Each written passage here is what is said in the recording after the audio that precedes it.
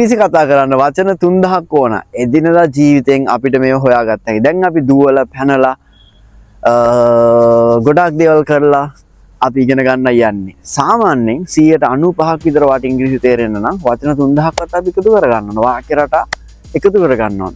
අපි බලමු මේක කොහොමද කරන්නේ කියලා. මම දැන් පොඩ්ඩක් ඇවිදින්න යන්නේ.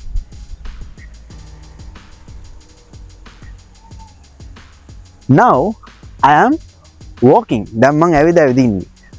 Walk කියන්නේ ඇවිදිනවා. Walk pronunciation එක ඉගෙන ගන්න උච්චාරණය කිරීම walk. Work කියන්නේ වැඩ කරනවා.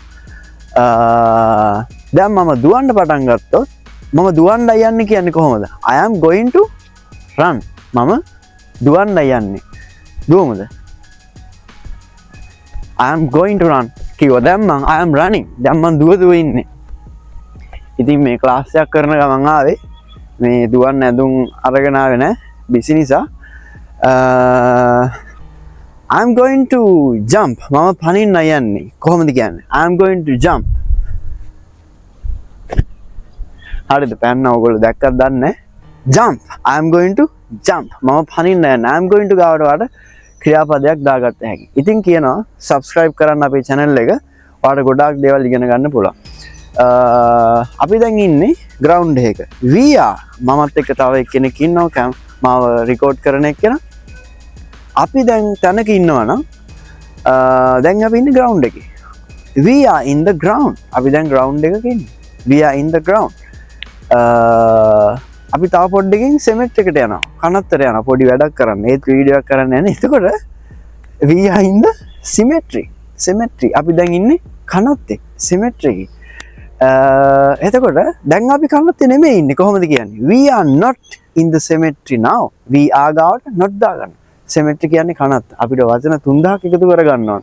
ඒ ගමනට තමයි අපි දැන් යන්නේ. wow. එතකොට මේ ළඟ තියෙනවා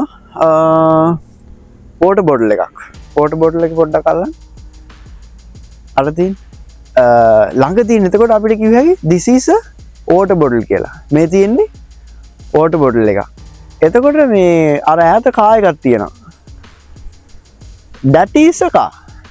that is a car. අර තියෙන්නේ car එකක්. එතකොට ළඟ තියෙනවා පොල් ගස් ගොඩක්. අර පොල් ගස් අල්ලන්න පොඩ්ඩක්. these are coconut trees. මේ ළඟ තියෙන ගොඩක් ගැන අපි කතා කරන්නේ these කියලා. ඈත තියෙන ගොඩක් ගැන කතා කරොත් ඈත තියෙන buildings වගේ. අර මහ පාර පොඩ්ඩක්. those are buildings. these are කියන්නේ ළඟ තියෙන ගොඩකට. those are කියන්නේ ඈත තියෙන ගොඩකට. I hope you enjoyed this lesson and hope to see you soon. Bye bye.